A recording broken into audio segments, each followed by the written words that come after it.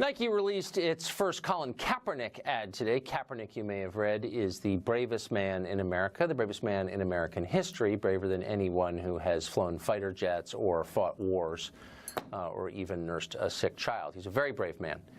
The question is, was that a wise business decision for Nike? Not everybody agrees with it. Dave Portnoy is well-positioned to answer that question. He's the founder of a very successful business. He's revered by many people, especially in the Commonwealth of Massachusetts, where he's known as El Presidente. Barstool Sports founder Dave Portnoy joins us now. Was that smart, Dave, do you think? By Nike? I do. I think it'll pay off. I would buy shares in Nike. I think it was very smart. So how can that be? So you've got a company that lots of people like, regardless of politics.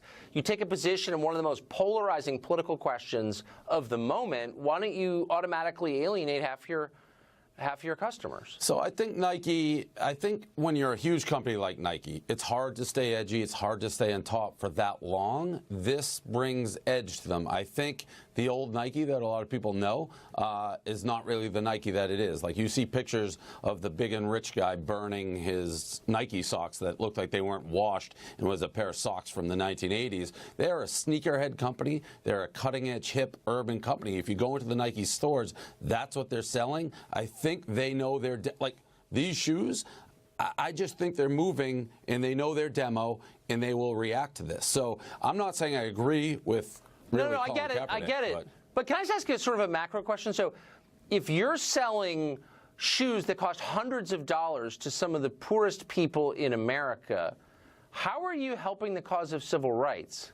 Well, I don't think they care about civil rights. I think they care. I think they care about selling shoes. I mean, and if I'm a shareholder, I don't care about anything but me putting money in. This is a business decision. Anybody who's saying Nike cares about civil rights or doing the right thing, you can argue that. That's not what I'm arguing. I'm saying, as a shareholder, I like the move. Everyone's talking about it. I think it makes them relevant. It makes a brand reinvigorate that's been around forever. It's hard to always be the brand that people are talking about when you've been around for 50 years. So for me, as a shareholder, I love it. I'm not talking civil rights. That's a whole different discussion. Right. But it's just a pure business decision. So you think they're going to gain more from people who are fighting the power with millionaire Colin Kaepernick than they will lose from people like me who are like, I'm New Balance from here out. Yeah, and I'd like to see the pair of Nikes you wore, because I bet they're not that trendy. Are you a sneakerhead? Like, I don't see you. When they're doing their boardrooms and we're going to lose Tucker Carlson, I don't think that was going through their minds. No, I'm wearing the same New Balance I was issued in high school in 1985. Same, made in Norway, Maine. Great shoes.